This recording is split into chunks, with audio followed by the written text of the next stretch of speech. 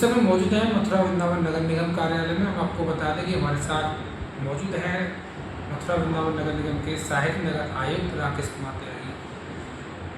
हम बात करेंगे नगर निगम द्वारा तमाम कार्रवाई की जा रही है, तब से उन्होंने कारोबार संभाला है, काफ़ी कार्रवाई की है, ज़मीनें भी मुक्त कराई हैं, स्पोर्ट्समेंट से भी यहाँ जो क्षेत्र है वो खाली कराया है। काफ़ी कार्रवाई कराने के बाद सर अब जो लगातार आपके द्वारा कार्रवाई की जा रही है, किन किन चीज़ों पर कार्रवाई? जो अतिक्रमण अभियान है नगर निगम मथुरा वृंदावन के द्वारा, उसमें लगातार अभियान हमारा चल रहा है और अस्थायी और स्थायी अतिक्रमण लगातार हटवा रहे हैं। और जो आने वाले टाइम में भी, जैसे कि गंगा दशहरा का 26 जून का है, तो श्रद्धालु आते हैं स्नान के लिए, तो उनको देखते हुए भी हम लोग लगातार मुख्य मार्गों से और यमुना जी के घाटों की तरफ जाने वाले रास्तों से अतिक्रमण हटवा रहे हैं। सर एक सवाल और है कि लगातार आपके द्वारा कार्रवाई की गई है Krishna Nagar, Holi gate, bus stand, यहाँ काफ़ी जो होर्डिंग है कुछ गिराऊ हालत में है, जो टेंडर दिया गया वो लोग देख रेख नहीं करते, कई बार आंधी में हादसे के भी शिकार कुछ लोग हुए, उन लोगों के लिए होर्डिंग के लिए आप क्या समझेंगे? हाँ, इस बार जो आंधी काफ़ी आई है और लगातार आंधी आने की वजह से जो होर्डिंग्स हैं वो गिरे हैं और उनके गिरने से यातायात भी प्रभावित होता है। और जैसी हम लोगों को सूचना मिलती है तुरंत हम जो है अपनी टीम भेज कर उसको हटवा देते हैं। कई बार हम लोगों को रात में भी सूचना मिल जाती है तो वहाँ पे हम टीम भेज करके उसको हटवा देते हैं और पुनः ठेकेदार के माध्यम से उसको ठीक से लगाया जाता है। लेकिन क्योंकि लगातार आंधी आती रहती है तो इसमें हमारी टीम सक्रिय रहती है। एक सवाल और है सर कि अब 21 तारीख को योग दिवस मनाया जा रहा है, नगर निगम की क्या तैयारी है, किस तरीके कौन कौन सी जगह चिन्हित किया जाए योग दिवस मनाया जाएगा और योग चल रहा है? जी, 21 जून को हर वर्ष की भांति इस बार भी अंतर्राष्ट्रीय योग दिवस का आयोजन होगा। उसमें नगर निगम मथुरा वृंदावन के द्वारा मुख्यतः जो स्थान चिन्हित किए गए हैं जहाँ पर 21 जून को मुख्य रूप से योग का कार्यक्रम आयोजित किया जाएगा।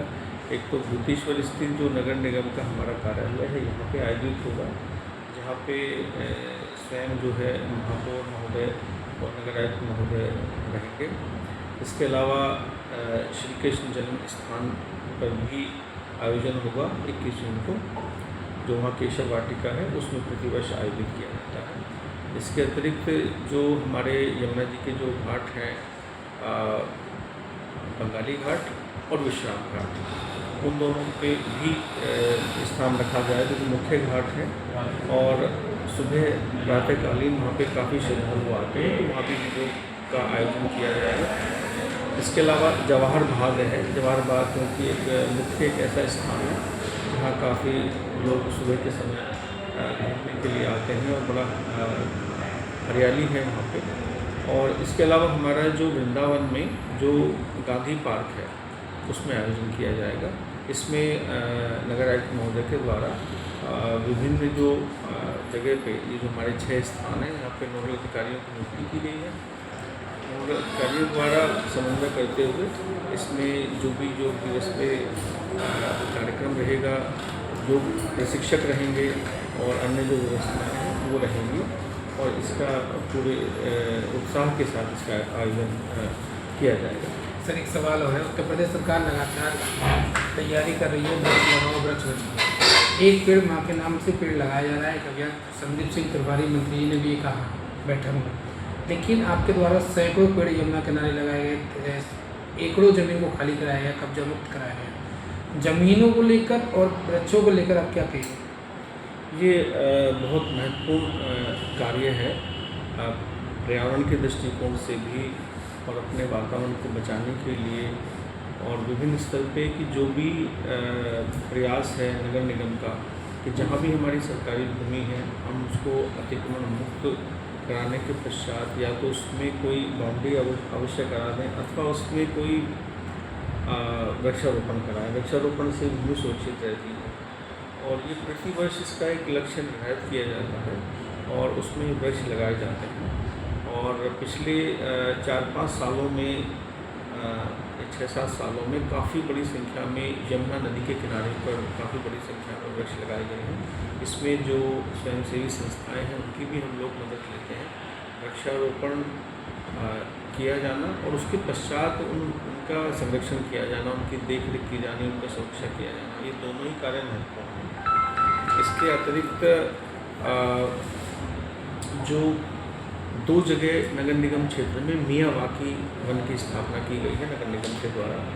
मियावाकी के संबंध में मैं थोड़ा सा बताना चाहूँगा कि मियावाकी एक जापानी वैज्ञानिक थे।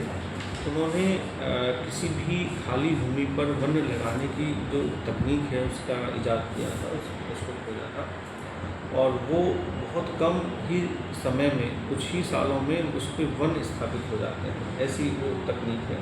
तो पूरे विश्व में उसका प्रचार हुआ और हमारे यहाँ भी उत्तर प्रदेश में, भारत में शासन के निर्देशों के क्रम में ये कार्य किया गया है। तो मथुरा के अंदर 2 स्थान हमने चिन्हांकित किए जहाँ मियावाकी वन लगाया गया है। एक तो बाद में है, बाद गांव में, और एक हमारा जो है मुडेसी में है, मुडेसी के पास है। 2 स्थान पर चिन्हांकित किए गए हैं। तो वो एक पिछले वर्ष लगाया गया है और एक उसके बाद लगाया गया है। और इसके अलावा जो उपवन 1.25 हेक्टेयर भूमि में उपवन भी लगाया गया है हमारे यहाँ, जो कि जमुना पार नगर निगम के अंतर्गत एक भूमि है, उसमें लगाया गया है। उसका जो फंड है वो भी रिलीज हुआ है और उसमें कार्यादेश भी जारी हो गया, उसमें कार्य किया जा रहा है। अभी जैसे कार्य आगे बढ़ेगा, क्योंकि जो वर्षा ऋतु आने वाली है, तो वर्षा ऋतु के आने के प्रारंभ में या उसके आने से पहले ही हम लोग जहाँ जहाँ हमको वृक्ष लगाना है वहाँ पर पूरी तैयारी कर रहे हैं और बड़े स्तर पर वृक्षारोपण किया जाएगा। हमारे साथ मौजूद रहे मथुरा वृंदावन नगर निगम के सहायक नगर आयुक्त राकेश कुमार त्यागी। उन्होंने पूरी जानकारी दी है। आप देख सकते हैं टीवी स्क्रीन पर किस तरीके से उन्होंने जो कहा है वो कितना अमल रहता है और क्या रहेगा। यूपी की बात के लिए शुभम चौधरी, मथुरा।